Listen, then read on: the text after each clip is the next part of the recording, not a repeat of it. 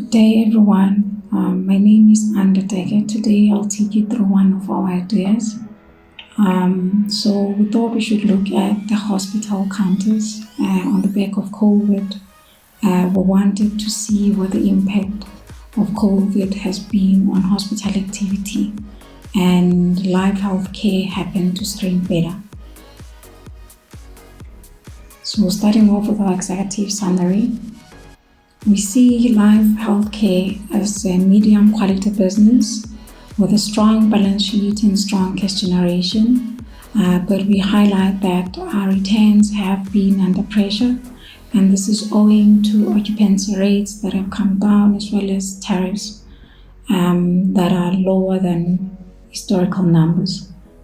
For the focus period, we are expecting a recovery in occupancy rates, and this should drive our revenue growth for FY22 to around 12.8%, and we're expecting the EBITDA margin to settle at around 19.6%.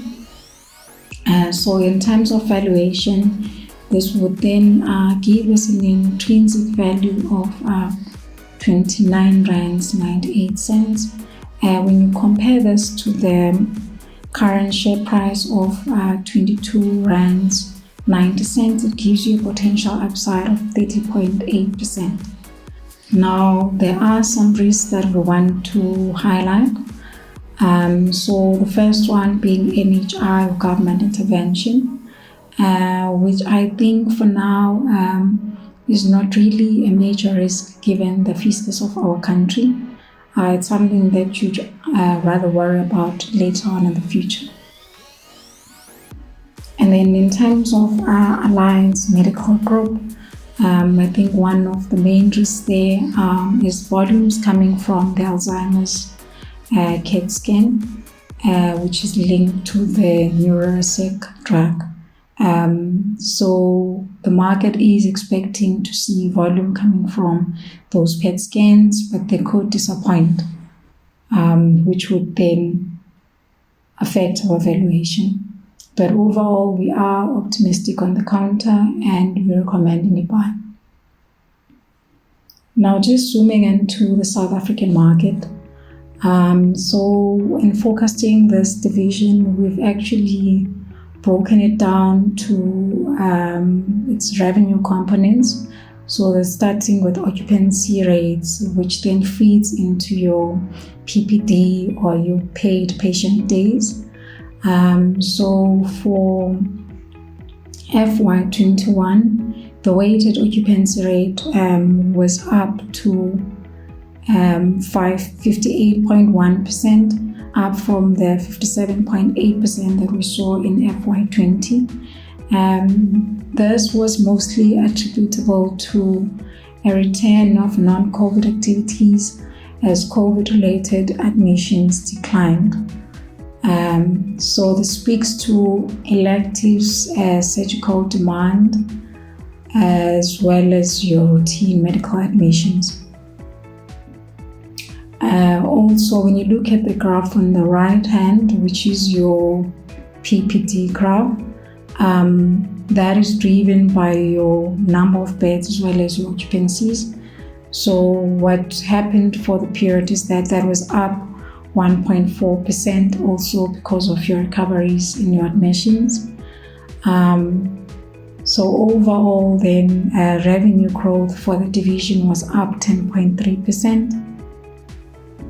And EBITDA expanded by 8.1% to arrive at a margin of 15.4%, which was a decline compared to your FY20 period. And this is because of the additional costs that you see related to COVID. So in our focus period, we're expecting occupancy levels to average around 60%, and your PBD growth to average around 5%. And of course, this will be benefiting from elective surgical demand, as well as your routine medical admissions.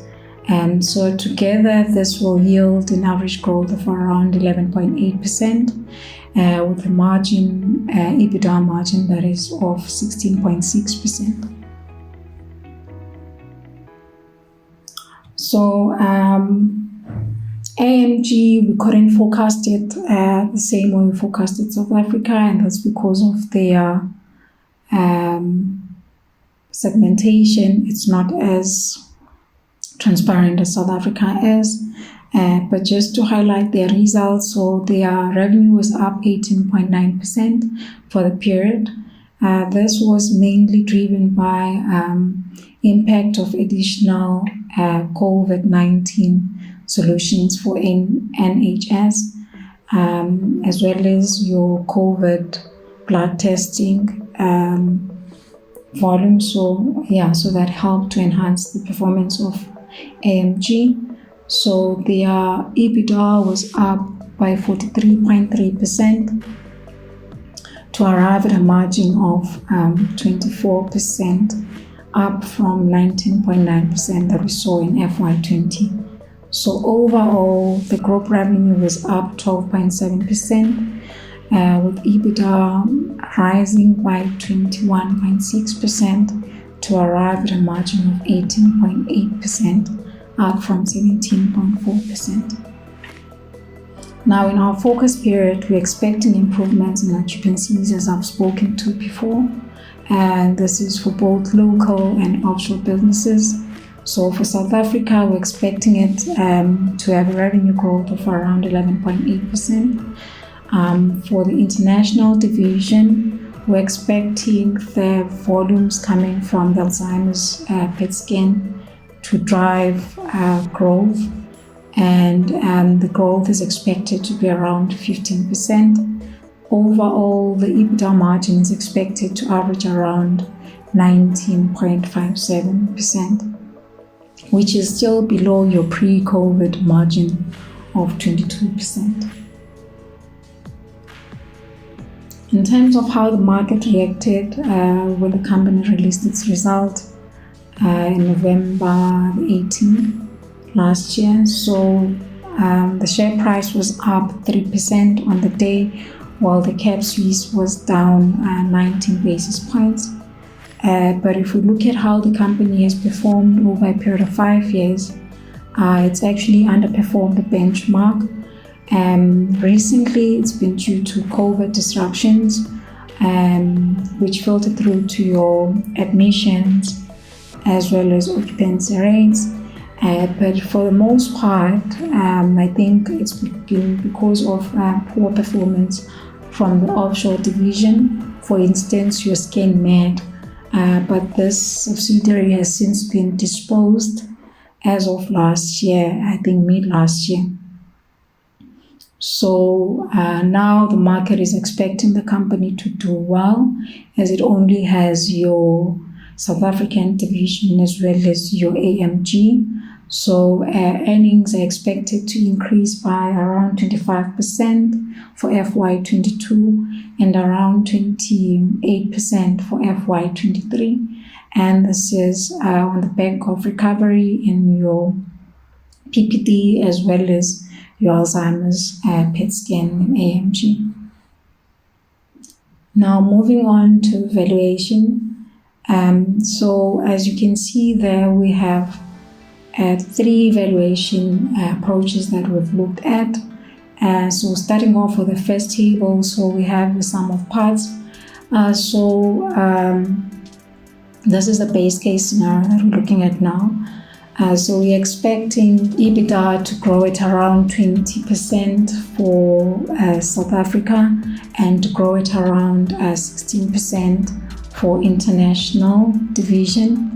And then we apply the multiples 5-year averages of the peers to arrive at our implied EV. So using that methodology, we arrive at an intrinsic value of 29.76, which then gives us an upside of 29.8%. If you're assuming a current share price of 22 rands 92 cents. Now we've also looked at the implied EV/EBITDA. And then that gives us a potential upside of around 35.6%. But if we look at your implied PE, that gives us an implied upside, potential upside of 26%. Now we weight this as follows. So for the sum of parts, we've given it a higher weighting, and this is because we've done detailed work on that. That is us focusing each segment up to net profit.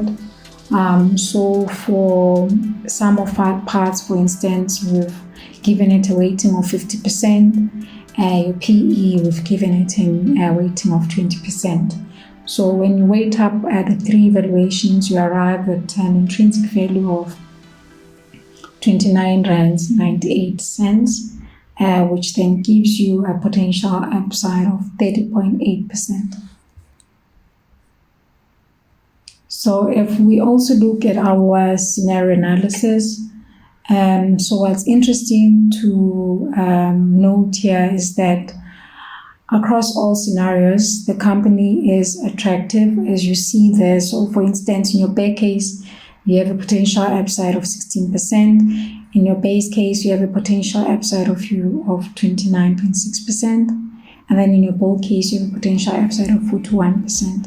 So we have forecasted our EBITDA per division, and then we sum that up to come at a group EBITDA.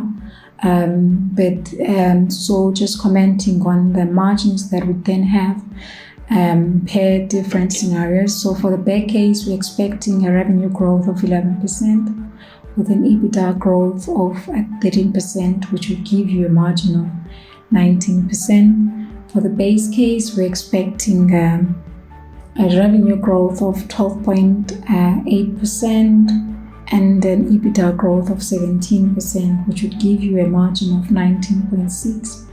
And then for the bull case, we've assumed a revenue growth of 14% and an EBITDA growth of 19%, which would then give you a margin of 19.7%. So all in all, the company is screening well in terms of valuation, but also fundamentally, like we've said, we're seeing it as a medium quality company with a strong balance sheet and cash generation.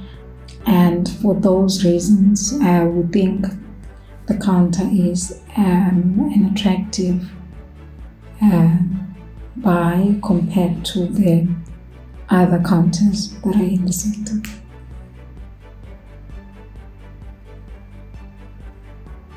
So if you'd like to place a trade with us, please speak to your advisor or contact the dealing desk. Additionally, the report on hospitals can be found on MyBase. Before we end off, please take note of the following disclaimer. Thank you.